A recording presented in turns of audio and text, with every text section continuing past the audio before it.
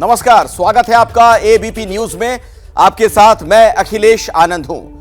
आइए सीधे हम आपको कटरा लिए चलते हैं। प्रधानमंत्री मोदी का संबोधन हो रहा है कि आर्टिकल 370 और 35A को लेकर कांग्रेस और एनसी का एजेंडा वही है जो पाकिस्तान का एजेंडा है।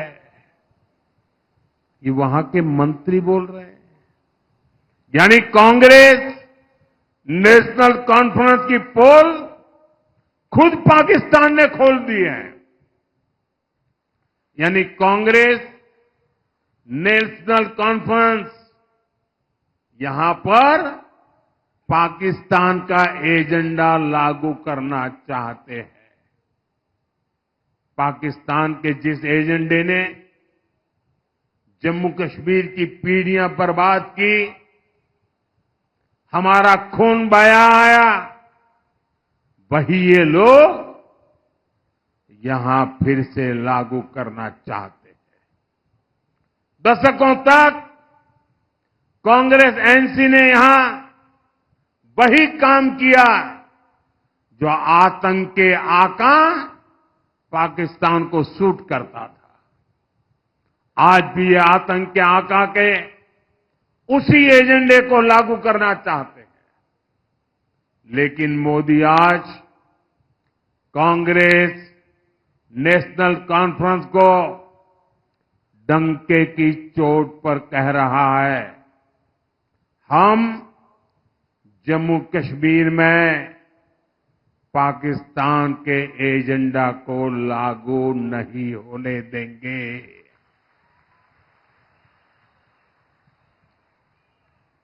दुनिया की कोई ताकत जम्मू कश्मीर में आर्टिकल 370 की वापसी नहीं करा सकती। भाइयों और बहनों, भाजपा के लिए देश से बड़ा कुछ नहीं है। हमारी सबसे बड़ी प्राथमिकता देश का विकास है। आपको यहां ऐसी भाजपा सरकार बनानी है जिसकी गारंटी पक्की होती है,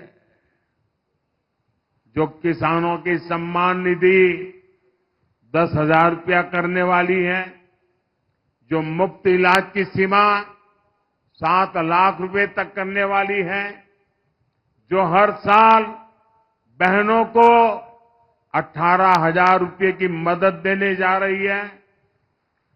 साथियों, यहां बारीदार समाज के जो पुराने मुद्दे हैं,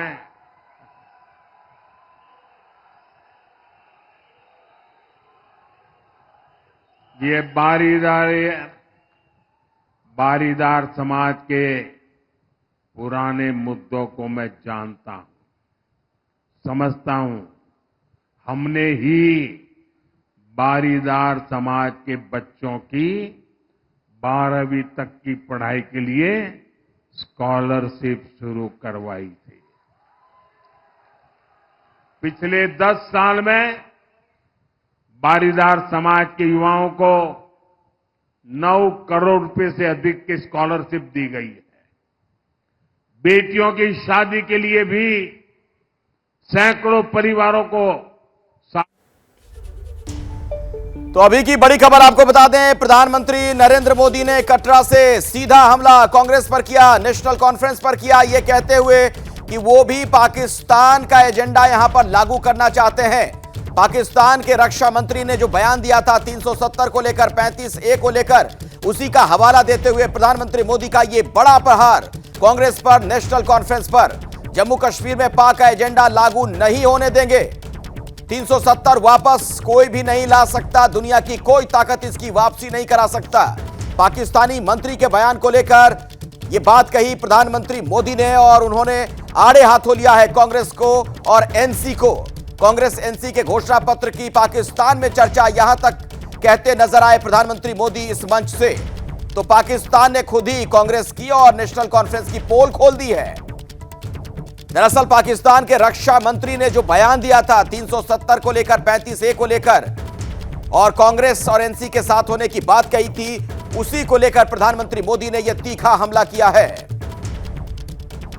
ये सीधे आपको लिए चलता हूं। मेघा प्रसाद मेरे साथ मौजूद है, हमारी वरिष्ठ सहयोगी। और देखिए मेघा, आज दिन में भी जब बातचीत हम लोगों की हो रही थी तो ये कहा जा रहा था कि ये डिफेंस मिनिस्टर का जो बयान है, पाकिस्तान के डिफेंस मिनिस्टर का बयान, वो कांग्रेस और एनसी के लिए गले की फांस बन सकता है। बिल्कुल उसी लाइन पर प्रधानमंत्री मोदी का आज का यह भाषण, यह संबोधन। जी बिल्कुल। और एबीपी न्यूज़ पर लगभग 2 घंटे से पहले ही हम लोगों ने ये खबर चलाई थी, ये खबर ब्रेक करी थी एबीपी न्यूज़ पर कि प्रधानमंत्री अपने कटरा रैली पर इस बारे में जिक्र करेंगे। पाकिस्तान के रक्षा मंत्री के स्टेटमेंट पर वो बात करेंगे, उनकी प्रतिक्रिया आएगी। और जैसा हमने ब्रेक किया था बिल्कुल उसी तरीके से प्रधानमंत्री ने अपनी ये स्टेटमेंट अब स्पीच में, जो कि अभी भी चल रही है, प्रधानमंत्री के स्पीच में उन्होंने एक स्पेशल मेंशन किया इस पूरे खबर के ऊपर। उन्होंने अब ये बात कही है कि भाई कांग्रेस, एक तरीके से कांग्रेस और एनसी की पोल खुल गई है। जो साठगांठ कांग्रेस और एनसी की एक तरफ पाकिस्तान से जो चल रही थी, वो आज वहां के रक्षा मंत्री के स्टेटमेंट के बाद एक्सपोज हो गई है। ये सबके देखने की बात है किस तरीके से कांग्रेस भारत में और दूसरी तरफ पाकिस्तान से हाथ मिलाए आगे चल रही है। प्रधानमंत्री ने एग्जैक्टली जो बोला है, मैं वो कोट करना चाहती हूं आपके लिए।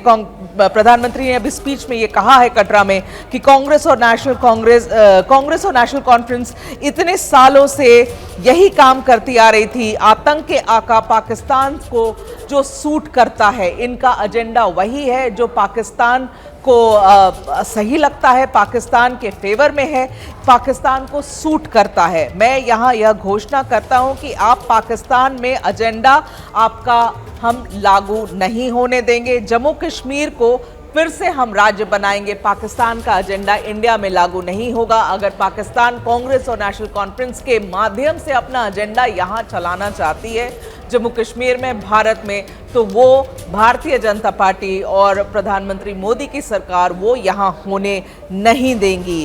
तो धावा बोला है प्रधानमंत्री ने कांग्रेस और नेशनल कॉन्फ्रेंस के ऊपर। और सोचिए, ऐसा समय, इसका नुकसान जरूर होगा। ऐसे समय पे ये स्टेटमेंट पाकिस्तान के रक्षा मंत्री से आई है जिस वक्त इलेक्शंस और चुनाव हो रहे हैं जम्मू कश्मीर के, उसके बिल्कुल बीच में इस तरीके की प्रतिक्रिया, इस तरीके की स्टेटमेंट आना पाकिस्तान से, जैसे आपने कहा, गले की फांसी बन गई है कांग्रेस के लिए। और देखिए, सुबह से लेकर अभी तक कोई भी बड़े नेता, कांग्रेस के कोई भी बड़े नेता या नेशनल कॉन्फ्रेंस के कोई भी बड़े नेता इस बयान का बिल्कुल। और एक महत्वपूर्ण बात यह भी है मेघा कि इस पूरे दौरान अब अगर आप देखिए 370 को लेकर कांग्रेस की खामोशी नजर आ रही थी।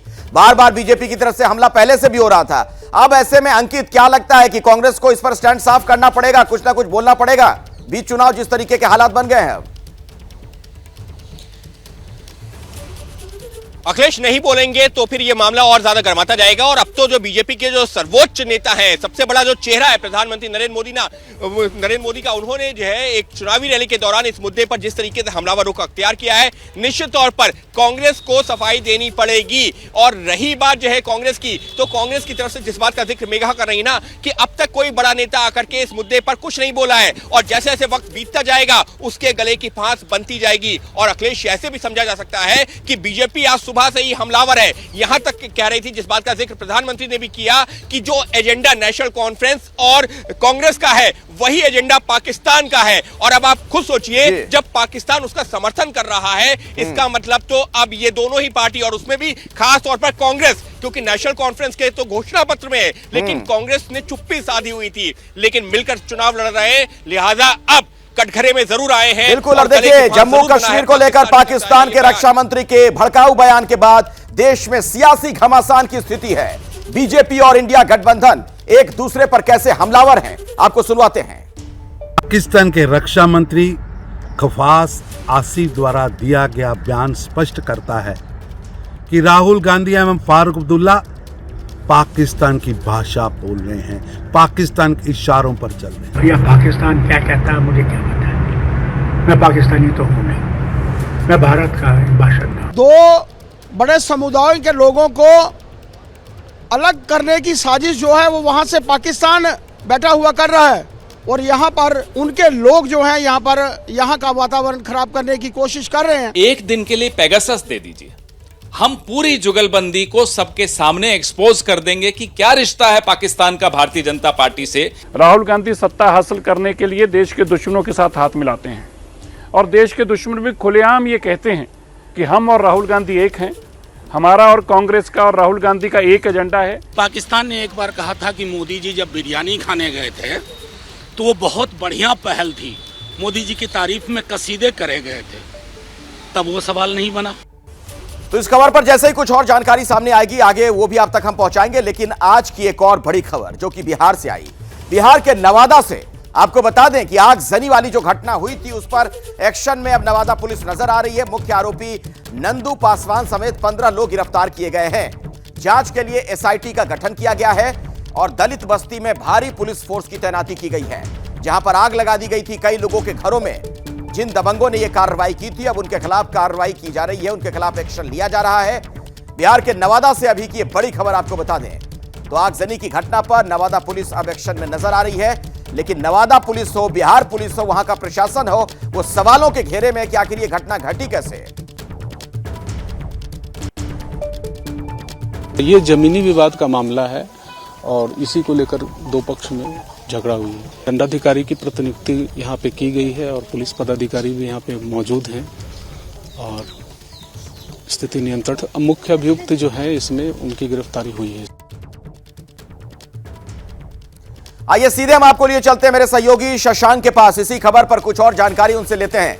शशांक, अब पुलिस एक्शन में जरूर नजर आ रही है, लेकिन सवाल यह है कि पहले पुलिस कहां थी, पहले प्रशासन के लोग कहां थे? ये जो बदमाश हैं, ये जो दबंग कहे जा रहे हैं, इतने दुस्साहसी कैसे हो गए कि कई घरों में आग लगा देते हैं और पुलिस पहुंची लगभग घंटे भर के बाद, जैसा कि इलाके के लोग आरोप लगा रहे थे। बिल्कुल, जिस तरह से घटना हुई है, लॉ एंड ऑर्डर पे सवाल उठ रहे हैं, लापरवाही बरती गई है पुलिस प्रशासन की तरफ से, ये साफ देखा जा रहा है। लेकिन अब घटना को 24 घंटे होने को हैं। यहाँ पर सिचुएशन अभी कंट्रोल में है, चप्पे चप्पे पे पुलिसकर्मी तैनात हैं और पूरे इलाके को छावनी में तब्दील कर दिया गया है। डीएम एसपी भी जो है यहाँ पर अभी पहुंचे थे। 15 लोगों की गिरफ्तारी हुई है, जिसमें मुख्य आरोपी नंदू पासवान को भी गिरफ्तार किया गया है। ग्राउंड जीरो पर हम मौजूद हैं। हमने प्रमुखता से एक खबर दिखाई थी कि प्रशासन से लोगों को मदद नहीं मिल रही है, लेकिन अब उन लोगों को भोजन मुहैया कराया जा रहा है। जो पीड़ित है, पीड़ित चाहते हैं कि उनका जिस तरह से यहाँ पर घर था वो फिर से उनको बना के दिया जाए। और देखिए, इसी बीच यहाँ पे आरजेडी का प्रतिनिधिमंडल भी पहुंचा है। श्रवण कुशवाहा है, यहाँ से चुनाव लड़े थे, लोकसभा का पार्टी के सीनियर लीडर हैं।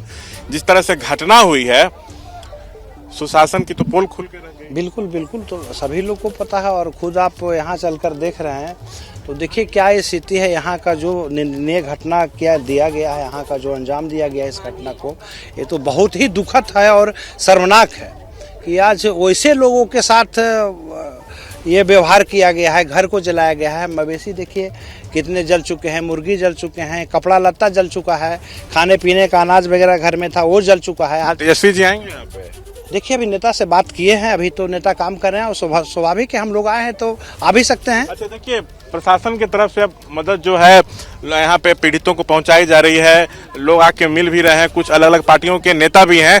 अच्छा, ये बताइए कुछ मदद मिल रहा है कि नहीं? अभी तक तो नहीं है सर, अभी तक। खाने पीने की तो व्यवस्था की गई है ना? व्यवस्था तो किए गए थे, लेकिन अभी सुबह बिस्किट से और चाय से क्या होगा सर? अच्छा, तो जो भी व्यवस्था की गई है बहुत नाकाफी है। जितना बड़ा इन लोगों को दर्द मिला है, जितना नुकसान हुआ है, उसकी भरपाई कैसे होगी? सवाल तो यह है। तेजस्वी यादव ने जीतन राम मांझी पर इस बीच हमला बोला। तेजस्वी ने मांझी पर हमला करते हुए उनकी जाति को लेकर विवादित बयान दे दिया। तेजस्वी ने कहा कि जीतन राम मांझी का नाम जीतन राम मांझी है, लेकिन लोग उन्हें प्यार से जीतन राम शर्मा बुलाते हैं। तो जीतन राम मांझी को लेकर तेजस्वी ने विवादित टिप्पणी की है।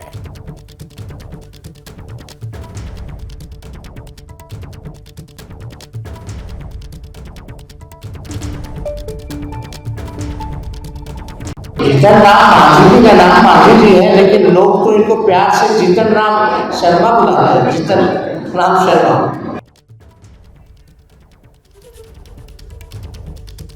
घटना के बाद सबसे पहले एबीपी न्यूज मुख्य आरोपी नंदू पासवान के घर पहुंचा, जहां हमें उनकी दो बहुएं मिली।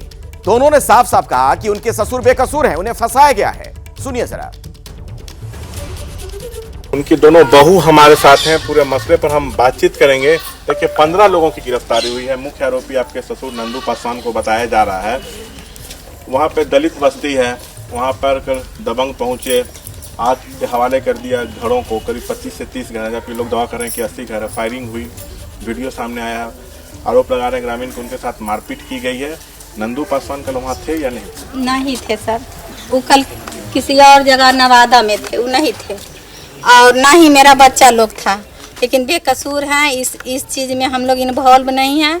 इतना बेशर्मा, इतना मतलब दरिंदगी हम लोग कर ही नहीं सकते हैं। अगर करना रहता तो एक बार हम लोग गए हैं या उन लोग से लड़ाई झगड़ा किए हैं कि आप लोग ज़मीन पर नहीं रहिए या ये उपजाऊ मत कीजिए।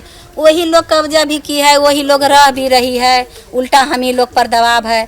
मतलब जब भी कुछ ऐसा होने वाला रहता है कि कोर्ट फैसला देने के लिए रहता है, तो ये मतलब ऐसा मतलब वो जमीन आप लोगों का उन लोगों ने कब्जा कर रखा है? कब्जा कर रखा है, हाँ। तो आप लोगों ने छुड़ाने की कोशिश की? हाँ, कोर्ट में मामला है? हाँ, कोर्ट का मामला है सर। कोर्ट फैसला देने वाले हम लोग पास रसीद भी है, उसका रसीद भी कटा है, कागज उगज भी सब है। आपके बच्चे की भी गिरफ्तारी हो गई है? बच्चे भी मेरे कल पटना से आए, उसको भी गिरफ्तार करके ले गए। और क्या प्रशासन क्या बोलते हैं कि आप खस्सी के मीट खा के उस घर में आग लगाए। बताइए सर, मेरा बच्चा जहाँ पे है उसका वहाँ का रिकॉर्ड भी है, और मेरा पढ़ने लिखने वाला स्टूडेंट बच्चा को ले गया। इस तरह का अगर कोई कांड किया तो उन लोग से सबूत मांगा जाए, CBI जांच बुलाया जाए कि है कि नहीं, उसका नाम पूछा जाए। झूठ मूठ का किसी को बेकसूर जिंदगी खराब नहीं करना चाहिए सर। और अब हरियाणा विधानसभा चुनाव से जुड़ी बड़ी खबर आपको बता दें। हरियाणा के लिए बीजेपी का संकल्प पत्र जारी हो गया है। कांग्रेस की 7 गारंटी के जवाब में बीजेपी के 20 वादे सामने आ गए। जेपी नड्डा ने कांग्रेस पर बड़ा हमला बोला। 10 साल पहले पर्ची पर लगती थी नौकरी, हरियाणा में जमीन घोटाला होता था। ये बातें जेपी नड्डा की तरफ से कही गई हैं। तो संकल्प पत्र जब जारी हुआ उस दौरान की तस्वीर भी आप देख सकते हैं।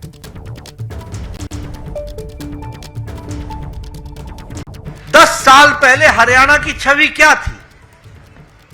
10 साल पहले हरियाणा की छवि पर्ची और खर्ची पर नौकरी लगने वाली स्थिति थी। हरियाणा जमीनों के घोटाले के लिए जाना जाता था। तो अगर हम उन पार्टियों की चर्चा करें तो उनका मैनिफेस्टो, रियल मैनिफेस्टो तो ये था। अब सीधे आपको लिए चलते हैं नीरज पांडे के पास। हमारे साथ हमारे सहयोगी जुड़े हुए हैं। नीरज, ये जो संकल्प पत्र जारी किया गया है, इसमें क्या प्रमुख बातें आपको नजर आ रही हैं जिसके जरिए चुनाव में जनता को लुभाने का प्रयास बीजेपी कर रही है? देखिए, अगर देखा जाए मैनिफेस्टो को, तो मैनिफेस्टो में 20 प्रमुख वादे भारतीय जनता पार्टी ने किए हैं, जिसमें सबसे बड़ी चीज़ ये है कि महिलाओं को और युवाओं को दोनों को बहुत ज़्यादा साधने की कोशिश की गई है, और साथ ही ओबीसी वर्ग को बहुत साधने की कोशिश की, क्योंकि ओबीसी वर्ग की कई ऐसी योजनाएं हैं, चाहे ओबीसी उद्यमियों को आर्थिक सहायता की बात हो, चाहे ओबीसी यूथ को पढ़ाई लिखाई की बात हो और उसमें उनकी फीस जमा करने की बात हो, खासकर महिलाओं को के नाम पर जो लाडो लक्ष्मी योजना है उसमें 2100 रुपये प्रति माह देना हो। ये सारी जो योजनाएं हैं, ये कहीं ना कहीं भारतीय जनता पार्टी ने कांग्रेस के मैनिफेस्टो की काट रखी है। क्योंकि भाजपा के नेताओं की से जब हमने बात की तो उनका साफ कहना है, हम जो मैनिफेस्टो में बात रखते हैं, जो हम वादे करते हैं उसको हम निभाते हैं, और कांग्रेस जो बातें कहती है उसको कहीं नहीं निभाती, चाहे वो राजस्थान का मामला हो, चाहे हिमाचल। कांग्रेस अब ये कहकर हमला कर रही है कि हमने जो वादे किए थे वो कॉपी कर गए, बीजेपी वाले कॉपी कर चुके हैं वो। आप सभी का बहुत बहुत शुक्रिया, वक्त इतना ही था, बहुत बहुत धन्यवाद आप सभी का। हरियाणा विधानसभा चुनाव की बात करें तो बीजेपी के संकल्प पत्र पर कांग्रेस अब हमलावर है। भूपेंद्र हुड्डा ने संकल्प पत्र को कॉपी पेस्ट बता दिया। कांग्रेस की गारंटी की कॉपी है संकल्प पत्र, ये भूपेंद्र हुड्डा की तरफ से बात कही गई है। 10 सालों में बीजेपी ने हरियाणा में कुछ भी नहीं किया, हरियाणा के लिए पिछली घोषणाएं पूरी नहीं हुई।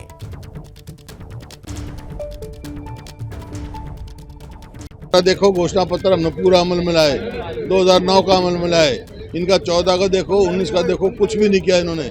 झूठा घोषणा पत्र है, झूठ का बंडल है।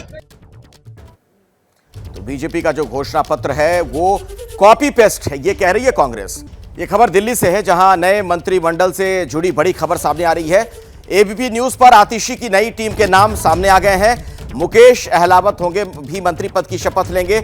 इसके अलावा गोपाल राय, कैलाश गहलोत भी मंत्री बनेंगे। इमरान हुसैन भी कैबिनेट मंत्री के तौर पर शपथ लेंगे। 21 सितंबर को आतिशी सरकार का शपथ ग्रहण है।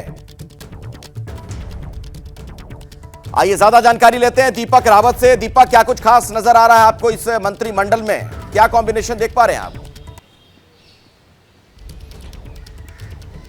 देखिए, तमाम पुराने चेहरों को अखिलेश इस बार भी जगह मिली है। अगर कैबिनेट में हम देखें, गोपाल राय केजरीवाल कैबिनेट में भी थे, सौरभ भारद्वाज भी थे, आतिशी तो अब खुद ही मुख्यमंत्री बन रही हैं, कैलाश गहलोत भी थे। लेकिन एक नाम जो अलग है वो मुकेश अहलावत का है। मुकेश अहलावत इसलिए अलग हैं क्योंकि इससे पहले जो कैबिनेट में दलित मंत्री हुआ करते थे, राजकुमार आनंद, उन्होंने इस्तीफा दे दिया था, बीजेपी में शामिल हो गए थे। ऐसे में ये जगह खाली थी और इस पूरी कैबिनेट में कोई भी दलित चेहरा नहीं था। और जिस तरीके से चुनाव का माहौल है, चुनाव दिल्ली में भी जल्दी होने चाह रहे हैं, तो एक दलित चेहरा चाहिए था कैबिनेट में, जिसकी बात जिक्र हम पहले भी कर रहे थे। और सबसे सटीक अरविंद केजरीवाल उनकी पार्टी को लगा मुकेश अहलावत का चेहरा, क्योंकि काफ़ी क्लोज माने जाते हैं अरविंद केजरीवाल और मनीष सिसोदिया के। सुल्तानपुर माजरा से 2020 में पहली बार चुनाव जीते, पहली बार में विधायक बन गए और अभी तक पार्टी के साथ हैं। इससे पहले भी जब नॉर्थ वेस्ट से चुनाव लड़ाने की बात चल रही थी, आम आदमी पार्टी की गठबंधन नहीं हुआ था, तो वहाँ से इनको उम्मीदवार बनाने की भी चर्चाएं चल रही थी कि आम आदमी पार्टी बना सकती। हालांकि जब गठबंधन हो गया कांग्रेस के साथ, तो वो सीट जो है वो कांग्रेस को देनी पड़ी, यानी कि उदित राज के पास गई। हालांकि वहां पर वो भी नहीं जीत पाए। लेकिन सीधे तौर पर एक दलित चेहरे की एंट्री इस कैबिनेट में हुई है। और वो भी इससे पहले अगर देखा जाए तो 2 दलित चेहरे जो कैबिनेट में थे वो इस्तीफा दे चुके हैं। उसके बाद तीसरे आदमी हैं जो कि कैबिनेट में आए हैं। अब देखना होगा कि किस तरीके से चलता है। लेकिन चुनावी माहौल में इसका एक बड़ा मैसेज देने की कोशिश की है, दलित वोट बैंक को साधने की कोशिश है अरविंद केजरीवाल उनकी पार्टी की। ठीक है, और अब खबर उत्तर प्रदेश से, जहां इन दिनों सियासी पारा बहुत गर्म है। वार पलटवार का सिलसिला चल रहा है। अखिलेश यादव ने बहराइच के उन पीड़ित परिवारों से मुलाकात की जो भेड़िए के हमले का शिकार हुए। लेकिन इसके साथ ही अखिलेश यादव ने यूपी के लॉ एंड ऑर्डर समेत सीएम योगी के भस्मासुर वाले बयान पर तीखा हमला बोला। सीएम योगी आदित्यनाथ पर भी टिप्पणी करने से अखिलेश यादव खुद को रोक नहीं पाए। बताओ, एक बच्चे के लिए अगर एक बच्चे की डेड बॉडी नहीं मिली तो उसकी मदद नहीं कर रही सरकार। ये है सरकार। तभी मैंने कहा कि जो क्रोध करेगा वो योगी नहीं हो सकता। इसलिए मठाधीश मुख्यमंत्री हैं ये। जो लोग देखते ही कहते हैं ठोक दो, कम से कम उस एसटीएफ को ये नया काम देना चाहिए कि गीदड़ों को भी ठोक दें। जानवरों की समस्या से निपटने के लिए बुलडोजरी सोच से उभरना होगा। उन आईएएस अधिकारियों और मंत्रियों में दंडात्मक कार्रवाई होनी चाहिए जिन्हें इन कामों पर तथाकथित रूप से लगाया गया था। इसी खबर पर बातचीत करेंगे हम। वीरेश पांडे भी हमारे साथ मौजूद हैं, हमारे सहयोगी। और देखिए वीरेश, अब तक जो अखिलेश यादव मुद्दों पर बातें कहते थे, अलग अलग तरह के बयान उनके आते थे, लेकिन आज जो बातें उन्होंने कही हैं उसमें व्यक्तिगत तौर पर भी योगी आदित्यनाथ पर हमला करते नजर आए वो। देखिए, पूरे देश में पक्ष विपक्ष जितना दिलचस्प उत्तर प्रदेश में है वो कहीं नहीं है। एक ने कुर्सी हासिल की, एक को हटा के, एक वर्तमान मुख्यमंत्री एक पूर्व मुख्यमंत्री हैं, एक को हटाकर कुर्सी हासिल करना है। तो ये आमने सामने की लड़ाई है और अब व्यक्तिगत हो चुकी है। और ऐसे में मठ मठाधीश संत और माफिया तक ये बात आ गई है। और ये बात पहले दूर दराज तक थी, लेकिन अब केवल और केवल आमने सामने की लड़ाई है। क्योंकि अखिलेश यादव ये जानते हैं कि योगी आदित्यनाथ भारतीय जनता पार्टी के सबसे बड़े चेहरे के तौर पर यूपी में हैं और कैसे उस चेहरे पर दाग लगाया जाए, कैसे उस कुर्सी पर कोई ना कोई आक्षेप खड़ा किया जाए। इसलिए ये लड़ाई व्यक्तिगत हो चुकी है। अखिलेश यादव पर योगी आदित्यनाथ भी कोई उठा नहीं रखते हैं मुख्यमंत्री के तौर पर। वो भी जो कुछ कहना होता है कहते हैं, माफिया कहते हैं, भस्मासुर कहते हैं, और भी तमाम जो होते हैं बातें वो कहते हैं। इसलिए आमने सामने की लड़ाई है और पूरे देश में सबसे दिलचस्प मुकाबला अगर देखा जाए पक्ष विपक्ष का तो उत्तर प्रदेश में ही बिल्कुल। और ऐसे में व्यक्तिगत हमले भी शुरू हो गए हैं। अखिलेश यादव के बाद अब बारी योगी आदित्यनाथ की थी, तो जुबानी जंग कैसे छिड़ी हुई है, सुनिए जरा आप। ये माफिया की पैरेलल सरकार चलती थी। बबुआ अपने घर के बाहर नहीं निकलता था, बबुआ 12 बजे सो के उड़ता। और अब अगली खबर, इजराइल पर हिजबुल्लाह का बड़ा काउंटर अटैक। इजराइल के मार्गालियट में हिजबुल्लाह के हमले हुए हैं। हिजबुल्लाह के हमले में 8 इजरायली घायल होने की सूचना मिल रही है। इजराइल ने भी हिजबुल्लाह पर की है एयर स्ट्राइक। इजराइल ने हिजबुल्लाह के हथियार डिपो तबाह कर दिए हैं। लेबनान में धमाकों में अब तक 34 लोगों की मौत हो चुकी है। तो तो इजराइल के मार्गेलियट में हिजबुल्लाह के हमले की सूचना मिल रही है। इसी खबर पर ज्यादा जानकारी आप तक पहुंचाएंगे मेरे सहयोगी आशीष सिंह हमारे साथ मौजूद हैं। और आशीष, को मिलाकर ऐसा लग रहा है कि मिडिल ईस्ट में जो तनाव है वो तो दिन ब दिन बढ़ता ही जा रहा है। जी हाँ, एक तरह से नया क्राइसिस दोबारा से शुरू हो रहा है वेस्ट एशियन कंट्रीज़ में, और इस बात में कोई दो राय नहीं है कि अगर ये ज़्यादा एस्केलेट करता है और समय रहते नहीं थमता, जो कि अब लग रहा है कि जिस तरह से जितनी कंट्रीज़ इसमें इन्वॉल्व हो गई हैं उसके बाद ये किसी भी हद तक जा सकता है। तभी आप देखें कि यूएस पेंटागन की तरफ से, यूएस डिफेंस मिनिस्ट्री की तरफ से भी इस बात की आशंका जाहिर की गई है कि कहीं ऐसा ना हो कि लेबनान में बाकायदा हिजबुल्लाह और इजराइल के खिलाफ ग्राउंड वॉर सिचुएशन क्रिएट हो जाए। सब कुछ अखिलेश आपको याद है शुरू कब हुआ था, जब हमास ने इजराइल पे हमला किया था, इजराइल ने पलटवार किया, उसके बाद तमाम कंट्रीज इन्वॉल्व हुई और अब एक तरह से हम कह सकते हैं हमास का साथ दिया था हिजबुल्लाह ने इजराइल पर अटैक करके, जिसके बाद अब ये पेजर्स अटैक हम देख रहे हैं और उसके बाद वॉकी टॉकीज़ के अटैक। निश्चित तौर पर अब खतरे की घंटी है। जिस तरह से आप देखें कि बाकायदा टर्की ने भी इसमें खुल करके दोबारा से नए सिरे से साथ दिया हिजबुल्लाह का, तो ये बड़ी बात है और निश्चित तौर पर इस बात से इनकार नहीं किया जा सकता कि कहीं situation blown out of proportion ना हो जाए। बिल्कुल। और देखिए, पेजर वॉकी टॉकी में ब्लास्ट के बाद खौफ, लेबनान में विमान के अंदर पेजर ले जाना मना कर दिया गया है। लेबनान के प्लेन में रेडियो भी नहीं ले जा सकते हैं। यहां के स्वास्थ्य मंत्री ने जानकारी दी कि अब तक 32 लोगों की मौत हुई है और ऐसे में किस तरीके के वहां पर किस तरह की बंदिशें लगाई जा रही हैं वो आप समझ सकते हैं। अब वहां पर फ्लाइट में ये चीजें ले जाने से साफ साफ मना कर दिया गया है।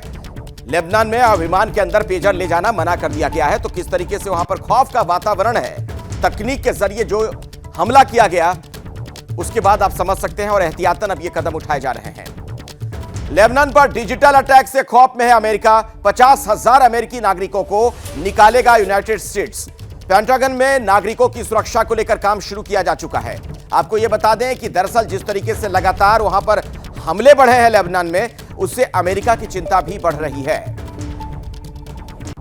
तो दोनों तरफ से हमले हो रहे हैं और अमेरिका भी, आशीष, ये बड़ा महत्वपूर्ण है कि जिस तरीके से खबर आ रही कि अमेरिका जैसा जो सुपर पावर है वो भी चिंतित है इन सबसे। बिल्कुल, आप ठीक कह रहे हैं ना कि इतनी बड़ी संख्या में अमेरिकी नागरिक वहाँ रहते हैं जिनको निकालना उनका दायित्व है। और इसी वजह से मैं आपको बताऊं कि बैकग्राउंड इजराइल और अमेरिका इस पर मिलकर के काम भी कर रहे हैं और इसी वजह से लेबनान ये आरोप भी लगा रहा है कि सिर्फ अमेरिका का अपने नागरिकों को वहाँ से सेफली निकालना ही मकसद नहीं है। कहीं ना कहीं लेबनान का आरोप है कि इजराइल और अमेरिका मिलकर के उसके खिलाफ अटैक्स भी प्लान कर रहे हैं। तो बड़ा खतरनाक गेम होता जा रहा है और मुझे लगता है इसी को देखते हुए पेंटागन ने नीति बनाई और जैसा मैं आपको कह भी रहा था कि उन्हें इस बात की चिंता है, इसी वजह से अपने नागरिकों को वहाँ से जल्द इवैक्यूएट करने के लिए अमेरिका हर संभव कदम उठाने वाला है। लेकिन इस बीच इस बात की आशंका और ये बार बार लेबनान की तरफ से कहना कि कहीं ऐसा ना हो कि इजराइल के साथ कोई ग्राउंड वॉर छिड़ जाए, ये बड़ा खतरनाक हो सकता है अखिलेश। और हम सबको ये उम्मीद करनी चाहिए कि किसी तरह से बीच बचाव से, हालांकि इस बात पर गौर करिए कि ईरान ने ये मांग की है कि यूएन सिक्योरिटी काउंसिल इसको लेकर के बाकायदा रेजोल्यूशन लाए और इजराइल के खिलाफ प्रस्ताव लाए और इजराइल को कहे कि वो इस तरह के हमले करना रोके। लेकिन इजराइल अपनी तरफ से कोई कदम पीछे खींचेगा ऐसे भी अभी तक संकेत नहीं मिल रहे हैं। और इजरायली पीएम की हत्या की साजिश का भी खुलासा हो रहा है। पुलिस ने इजराइल के नागरिक को गिरफ्तार किया है। जो जानकारी हमें मिल रही है, पीएम नेतन्याहू की हत्या की साजिश की बात सामने आ रही है और इस आरोप में इजराइल के शख्स की ईरान ने ही भर्ती की थी, यह गंभीर आरोप लगाया गया है। ईरान के साथ 2 बैठकों में भी शामिल था यह व्यापारी। तो एक बड़ी खबर यह भी निकलकर सामने आ रही है, इजरायली पीएम की हत्या की साजिश का यह खुलासा हुआ है। हमारे साथ आशीष मौजूद थे, इस खबर पर पूरी जानकारी आप तक पहुंचा रहे थे। आपका बहुत बहुत धन्यवाद। वीरेश, आपका भी शुक्रिया।